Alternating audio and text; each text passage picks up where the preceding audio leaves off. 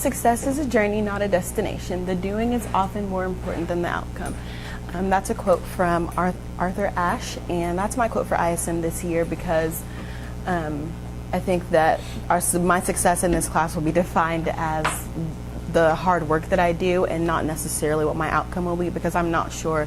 I'm going to try my best, but there's no guarantee that I will get the results that I want. My name is Bri'a Garner, and I am a first-year ISM student, and I'm a senior. A little bit about me is that it's always just been my mom and I, and she's like my best friend, and she's always been a hard worker, which pushes me to be a hard worker. And so that's where I really get my drive in life, is to, she's my role model in life, so I try to follow in her footsteps. I work in a hotel, which I think gives me a lot of good experience with handling people when they're angry and handling people when they are irritated with you, and just being able to stay calm and communicate well with others. So this year I'm doing I chose to study pediatrics, and I chose pediatrics because I've always loved kids. My grandmother was a caregiver, and whenever there were kids around, I was the oldest, and so I would always help her with that, and I absolutely loved it. And so I've always wanted to do something where I could help kids, and at first I thought that I wanted to be a teacher, but then I realized that I wanted to help in a bigger way and make more of a change. And so I went on a mission trip to the Dominican Republic, and there were a lot of children there that really did not have the means to be healthy, and they didn't have a doctor there that would make sure that they're developing correctly, and if they had a scratch or something, it was easy for it to get infected. And that really just kind of broke my heart, because we live in America, and we see where like everything is. To us, we have everything, and to them, they don't have everything, and they don't know how the low standard of health there is going to affect them later on in life. So I really, just that mission trip really just opened my eyes to how much I could help them if and when I become a pediatrician. Okay, in the beginning I did my career outlook assessment, and that was good for me because the world is never going to be tired of having pediatricians. The world is never going to say, oh, I think my kid is fine. So that was really nice. And I had a few interviews. I really had to reschedule a lot, and at first it was really frustrating, but I just had to realize that doctors are busy. Like, they have things to do during their day. They can't just wait around all day for me to call them and ask to interview them. So I had to really focus on having patience and understanding that just if I keep trying hard and keep doing what I can to get an interview, that it will happen. And this was kind of it was my favorite part, cold calling and emailing. It was kind of my favorite part because I feel like working in a hotel, I do that a lot. I call out a lot, and I call people, and I make sure that everything's okay with them. And so I feel like it was easy for me to cold call. Not all the time, because people will sometimes just kind of say, no, we don't do that here, and just kind of hang up on you, but eventually you get there. My research assessments were mainly on subspecialties, and this kind of started, I chose to do this because in my first few interviews, they were talking about their residency, and in the residency you really get to see everything. It's like a rotation, and you get to see every side of being a doctor, and a lot of the stuff they were talking about was over my head, and I really did not like and was not comfortable with sitting there and not understanding what they were talking about. So I really wanted to be able to research the subspecialties that they had already been exposed to, so that I could engage with them on a deeper level. The important things that I learned from my interviews is that it's really important to have empathy. It's very important to show not only the parent but the child that you care about them and that you care about what's going on in their life, because a parent doesn't want a doctor that's going to be like, yeah, well, your child is sick, they might die, but good luck. So you really have to be able to be empathetic with them and let them know that you're there with them every step of the way, which is easy for me because, like I shared earlier with my mission trip to the Dominican, it really broke my heart just seeing those kids with such a low health standard. So I feel like I was really excited to hear that like you needed to be empathetic, because I feel like I'm already a very empathetic person. And you have to make the child feel comfortable with you, because obviously a parent isn't going to keep bringing their child back to a doctor that their child isn't comfortable with. And I feel like that's that's where the fun aspect of pediatrics comes in, because you really you get to play with the child, and playing with kids like that makes them feel comfortable. That makes them feel like you're an approachable person, and they'll tell you, oh, like my tummy hurts, and they'll open up to you more. And I feel like that's really like a more rewarding part.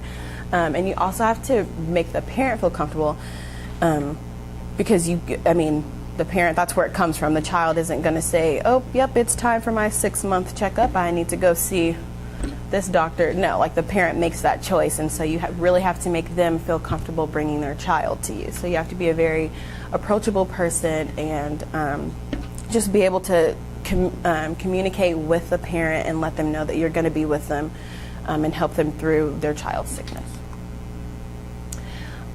So with my mentor, I had 4 interviews at first, and we're supposed to have 5.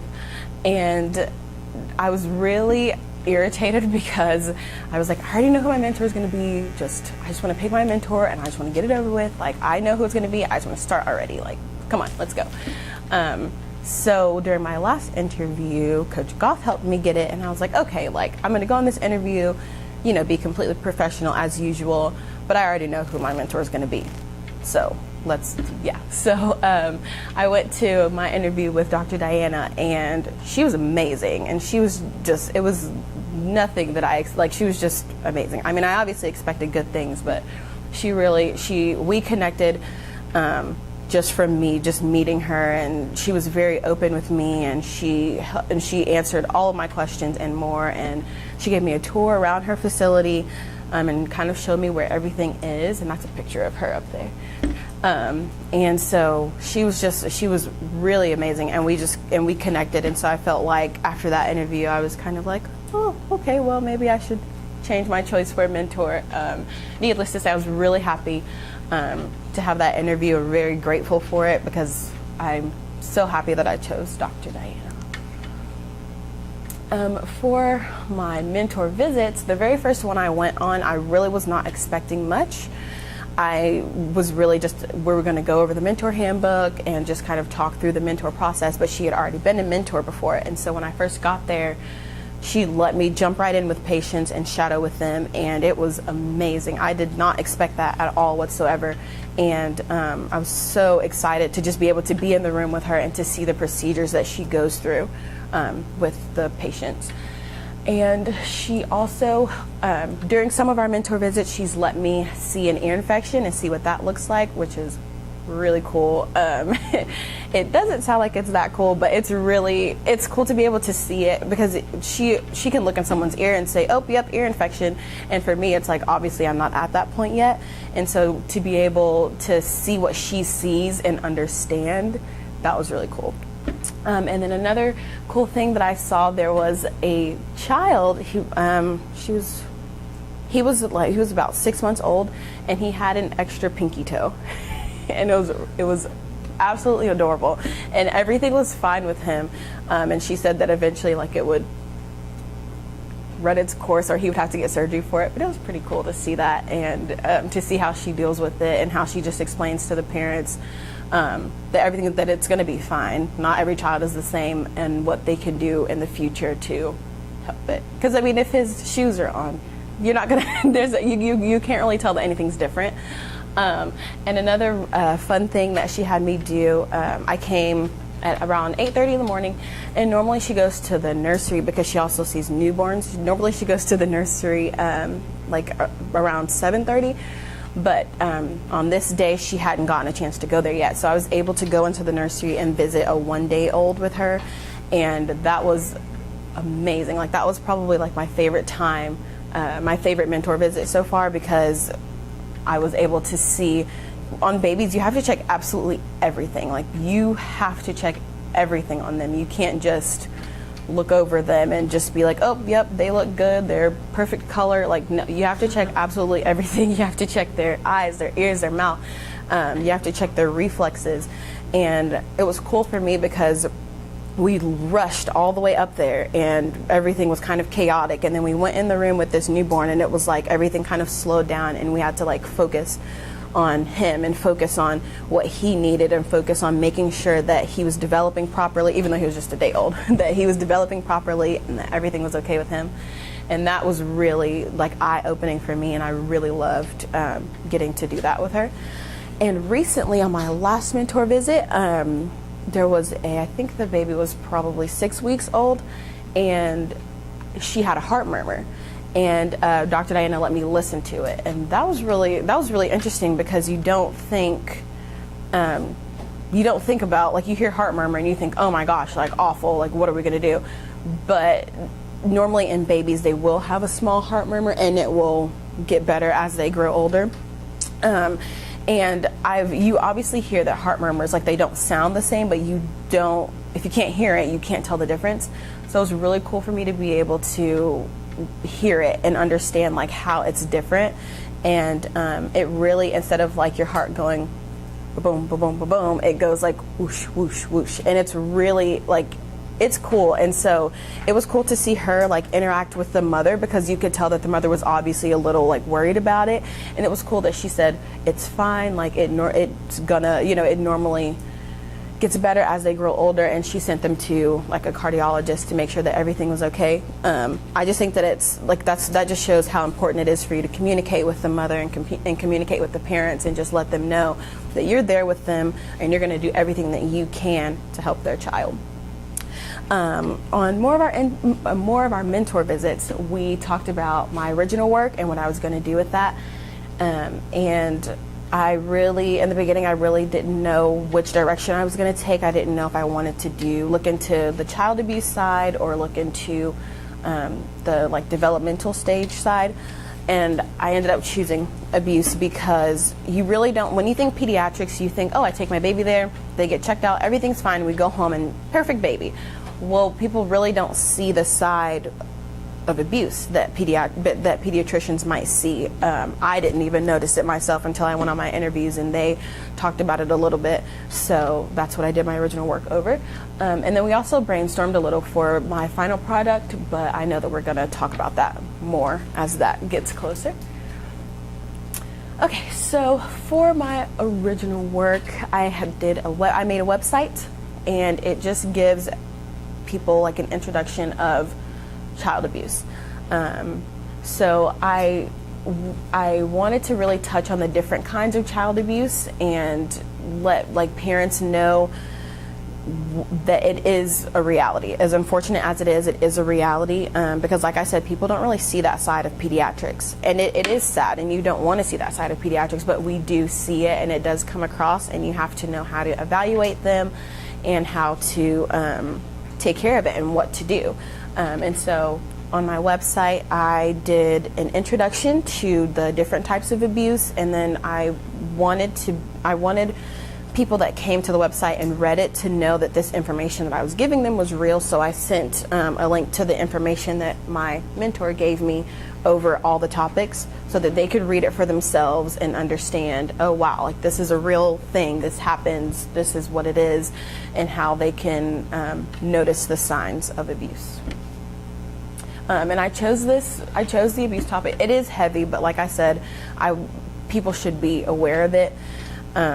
And also, like I said, people don't really see pediatricians as people who evaluate child abuse, but that's another reason that pediatricians, they check everything on a child when they come in for a well visit or a sick visit. They look at everything. They look at eyes, ears, mouth. They listen to their breathing.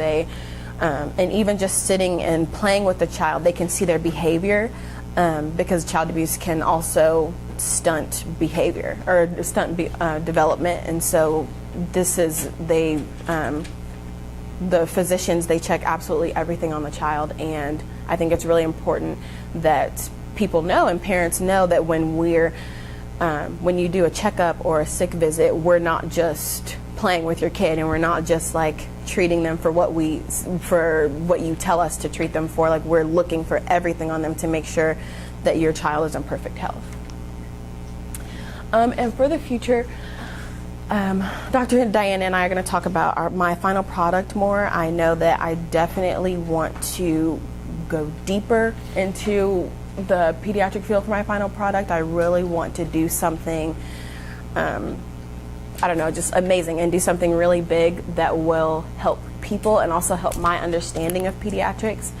And I really know that pediatrics is the field for me, because every morning when I have a mentor visit, I absolutely love going. I love being there. I love just even the drive there. Like, I just get so excited to go and visit with Dr. Diana and visit patients.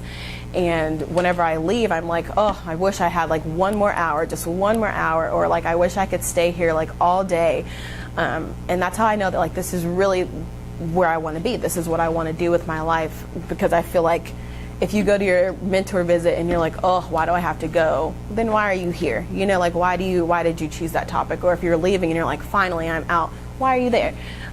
So I love it. I absolutely love visiting patients. I hate leaving. So, and even rivers know that there's no hurry and we'll get there someday.